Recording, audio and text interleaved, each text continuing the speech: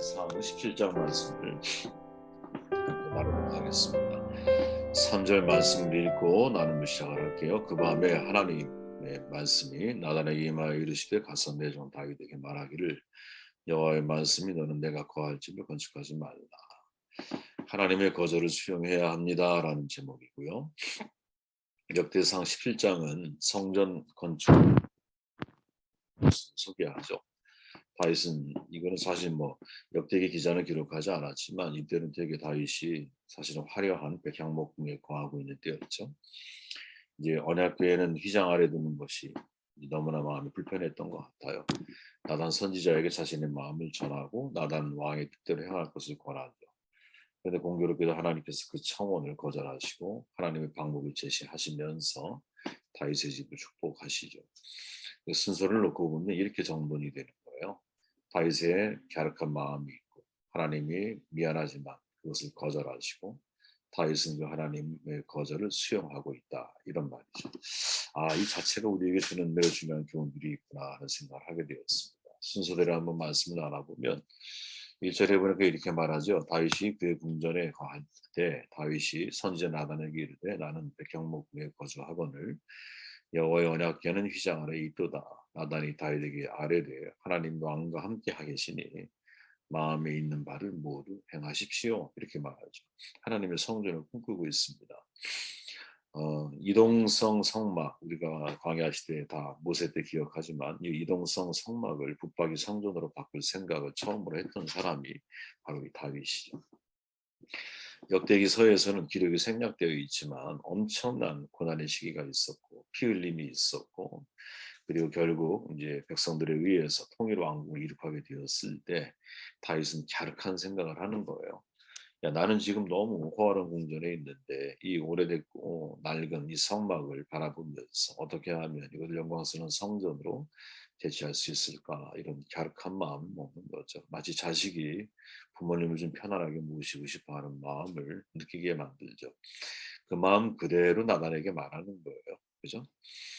이제 나는 백향목에서 살거늘, 이 달리 표현해 보면 나는 이렇게 호화롭게 살고 있는데 내 주 하나님 저 허름한 장막 가운데 계시니 내가 미안하게 짝이 없다, 이런 말이죠. 주님께 내가 좋은 집을 지어드렸으면 좋겠다, 이런 말이에요. 우리가 맨날 광고에 보면 아버님 집 보일러 가려고 하는 그런 아들의 마음, 또 딸의 마음, 이렇게 표현되지 않습니까? 똑같은 마음인 거죠. 갸륵한 마음인 거예요. 근데 문제는 그것이 하나님의 의도와는 전혀 상관이 없었다라는 거죠. 다윗은 성막과 또 성막 안에 있는 성소의 그 의미를 사실은 제대로 이해하지 못하고 있는 것이 분명한 것 같아요. 이게 사실은 직접 청취해서 만든 모세와 간접 청취를 통해서 말씀을 들었던 사람들과의 결정적인 차이점이 바로 여기에 있다고 저는 생각을 하거든요. 저는 여러분 모두가 하나님 앞에 직접 청취를 듣는 사람들이 되었으면 좋겠어요. 말씀을 직접 듣는 사람. 내가 말씀의 생산자가 되어야 한다는 거죠. 물론 말씀을 생산을 만들어내는 것은 하나님이시지만 그 생산된 말씀을 직접 들을 수 있는 사람이 되는 게 얼마나 중요한가. 하나님의 성전에 대한 오해의 역사 매우 깊죠. 그리스도인들이 말하는 이 성전은 예루살렘 성전에 그 뿌리를 두고 있는데 예루살렘 성전은 다윗이 꿈을 꾸고 솔로몬이 지었죠. 솔로몬의 성전은 모세의 성막에 뿌리를 두고 있어요. 모세의 성막은 창세기에 나오는 족장들의 제단으로까지 거슬러 올라가죠. 성경의 기록으로만 보면 가인과 아벨이 처음으로 하나님께 제사를 드린 것으로 나오지만 제사는 아담과 하와가 사실은 하나님과 직접적인 교제를 누리는 영예를 잃어버리면서부터 시작이 되었다라고 생각할 수 있죠. 그러니까 내가 하나님과 함께하고 직접적인 교제를 누리게 되면 사실은 이 제사 문화라고 하는 것은 필요한 것이 아니었던 거야. 왜? 그 삶 자체가 하나님을 예배하는 삶이기 때문에 하나님의 직접 교제가 사라지니까 제사라고 하는 수단과 방법이 필요하게 되어진 것이죠. 이게 자자손손이 이제 이어져 내려오게 된 거죠. 노아도 홍수 후에 단을 쌓고 하나님께 제사를 드렸고 이건 족장들에게 그대로 이어져서 아브라함, 이삭, 야곱 가는 곳마다 단을 쌓고 하나님께 제사를 드리죠. 단을 쌓는 데 정해진 곳 없었어요. 하나님의 현존을 느낄 때마다 그들은 그 자리에서 돌을 쌓고 제사를 드리죠. 야곱이 좋은 예죠. 하나님 만난 자리에 돌을 쌓고 제단을 만들잖아요. 그죠? 광야 40년 동안 하나님께서 이스라엘 백성들이 신 가운데 계시면서 그들을 이끌어 가시죠. 낮에는 구름 기둥, 밤에는 불 기둥으로 임재를 드러냈어요. 그리고 성막을 짓도록 명령하신 것은 한참 후 시내산에서의 일이죠. 표준 세번역에 보면 출애굽기 25장 8절에 보니까 이렇게 말하죠. 내가 그들 가운데 머물 수 있도록 그들에게 내가 머물 성소를 지으라고 하여라. 이게 무슨 말입니까? 쉽게 말하면 성소를 짓는 이유가 뭐냐? 하나님이 그 안에 거하도록 하려는 것이 아니라 하나님께서 당신의 백성들과 함께 하신다라는 사실을 상징하기 위한 거라는 거죠. 그러니까 성막을 바라보면 하나님이 우리와 함께 하시는구나. 이런 상징적인 목적이 있는 거죠. 우리가 주일날 예배당에 모여 예배를 드리면 그 예배를 통해서 우리 모두가 깨달아야 할 것은 그 하나님이 매일 일상 속에 나와 함께하고 계신다는 사실을 깨달아야 되는 거거든요. 그런 점에서 교회가 또 예배당이 건물로서의 예배당이 대단히 중요한 상징적인 목적을 가지고 있는 거죠. 그러니까 실제적인 목적은 뭐냐? 성소 자체가 아니라 백성들인 거예요. 처음부터 이스라엘 백성과 함께 하시던 하나님, 이제 당신의 임재 사실을 좀 더 명료하게 하기 위해서 성막을 짓도록 명령하시는 거죠. 하나님이 지금 우리와 함께 하시는 것을 깨닫는 장소. 이게 성전인 거예요. 그래서 바울은 뭐라고 말합니까? 여러분이 하나님의 성전입니다. 왜 이렇게 표현할 수 있습니까? 우리의 몸이 진짜 거룩하기 때문에? 물론 그렇게 이해할 수도 있겠지만 그게 아니라 하나님이 나와 함께 하고 계시기 때문에 그 나와 함께 하고 그리고 하나님이 나와 함께 하고 계시는 것이 성전인 것이지 생명 없는 건물 속에 하나님이 계시는 게 아니잖아요. 하나님이 나와 함께 하고 계시기 때문에 내가 성전인 거야. 내가 성전. 그렇게 성막을 바라보면서는 뭘 생각을 해야 돼? 아, 하나님이 나와 함께 하고 계시는구나. 이걸 깨닫게 하기 위함이라는 거죠. 3절 말씀을 다시 읽어보면 그 밤에 하나님의 말씀이 나단에게 임하여 집을 건축하지 말아라. 다윗이 마음을 하나님이 거절하고 있죠. 하나님은 거절의 이유를 분명하게 밝히세요. 왜? 하나님은 육적으로 섬길 수 없는 분이야. 5절 6절에 보니까 백향목 궁에 거함으로 하나님도 육신을 가진 것처럼 황금궁에 거해야 한다라고 생각하면 안 돼. 이런 말이죠. 둘째는 다윗이 하나님을 섬기는 게 아니라 하나님이 다윗을 섬기시는 거예요. 이거 참 우리가 오해하면 안 되는데 주님께서 이렇게 말하잖아요. 인자가 온 게 이유가 뭐예요? 섬김을 받으려 함이 아니라 도리어 섬기려 하고 자기 목숨을 많은 사람의 대성으로 주려 함이니라. 이 말씀 그대로죠. 다윗이 하나님을 위해 집을 짓는 것이 아니라 하나님이 다윗을 위해 집을 지으시는 거예요. 그죠? 자식이 물론 부모를 섬기죠. 그러나 진짜 자식을 부모가 섬기는 것 아니겠어요? 실은 가만히 생각해 보면. 그죠? 그런 의미인 거죠. 사랑이 더 큰 사람이 좀 부족한 사람을 섬기는 게 맞는 거예요. 그게. 그죠? 하나님이 우리를 섬겨주시고 우리가 할 수 있는 일은 뭐냐? 그 하나님의 섬김, 은혜, 사랑 이거에 감사하고 그 하나님을 영화롭게 하는 거지. 그 하나님을 기쁨 드리게 하기 위해서 인생을 살아가는 거지. 그죠? 셋째로 하나님께서 이 거절로 미래의 비전을 보여주기 원하시는 거죠. 야, 앞으로 영원한 견고한 나라를 내가 너에게 만들어 줄 거야. 이렇게 말씀하고 계시는 거죠. 불행히도 내 씨가 솔로몬이 아니라 사실은 맨 나중에 예수 그리스도인데 다윗이 솔로몬이라고 오해하면서 솔로몬이 이제 성전을 짓게 되는 그때부터 북박의 종교로 바뀌는 이제 불행한 역사가 시작이 되는 거죠. 그렇게 실은 하나님의 거절은 특별한 은혜라는 거예요. 그 거절은 충분한 이유가 있어요. 내 삶에 그것이 유익하지 않기 때문에. 그렇게 거절을 통해서 내가 하나님과의 관계가 멀어진다라고 하는 것은 사실은 대단히 뭐랄까 약한 신앙인 거예요. 그죠? 약한 신앙. 거절을 통해서 여러분 하나님의 진짜 의도가 뭘까? 무엇 때문에 하나님이 이걸 거절하고 계시는가? 이것을 항상 생각할 수 있는 사람이 돼야 한다라는 거죠. 저는 인생을 살아가다 보면 하나님의 거절에 대해서 많은 사람들이 이제 오해를 하는 경우가 많다고 봐요. 거절감 때문에 두려워하고 그 거절감 때문에 내가 하나님을 멀리하고 거절감 때문에 하나님을 외면하며 인생을 살아가는 사람들이 있는데 그 거절이 정말 나에게 그게 필요한 것이 아니고 그것이 나에게 유익보다는 오히려 무익하고 해로울 수 있기 때문에 하나님이 나에게 그런 상황들을 만들어 주신다라는 그러니까 하나님은 나에게 선한 것을 행하기를 원하셔. 라고 하는 이 근본적인 믿음을 우리가 놓치지 말고 살아야 되지 않을까? 항상 그런 생각을 해보게 돼요. 저도 하나님께 기도하면 응답받은 건 너무나 많죠.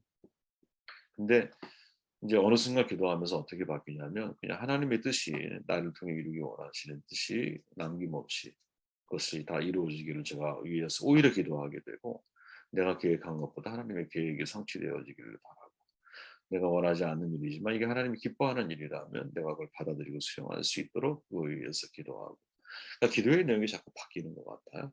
그러니까 내가 무엇을 이제 하나님 앞에 원해서 기도하고 간구하면서 이걸 들어주면 하나님이 나를 받아들이시는 거고 이걸 거절하시면 하나님이 나에 대한 사랑이 사라지셨는가 은혜를 베푸시기를 이제는 잊어버리셨는가 뭐 이런 고민하는 거는 아주 옛날에 이제 그런 고민을 했던 것 같고 지금은 오히려 거절을 통해 하나님이 내게 원하시는 게 이게 아닌 거구나.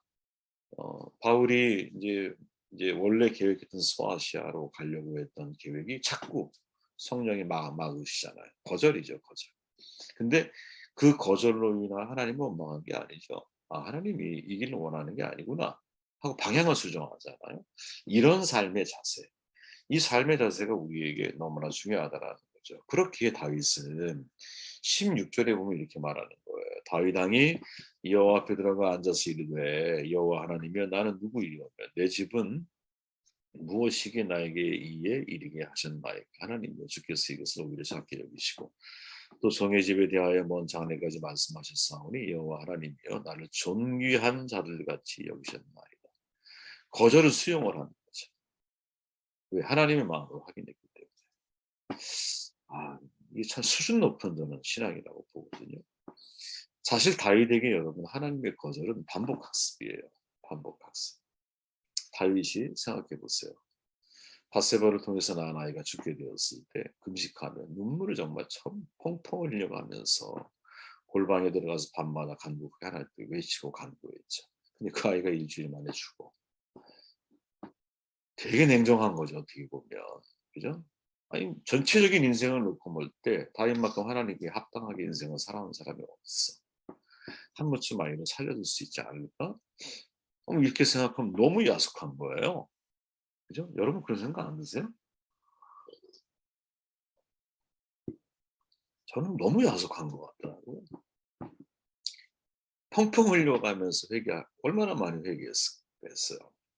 근데 그 애가 딱 죽었어요. 죄가 있으면 내가 죄가 있지. 왜 아무런 죄 없는 그 아이를 치실 이유가 없지 않습니까? 이런 불평 터져나오지 않을까요? 저라면 터져나왔을 것 같아요.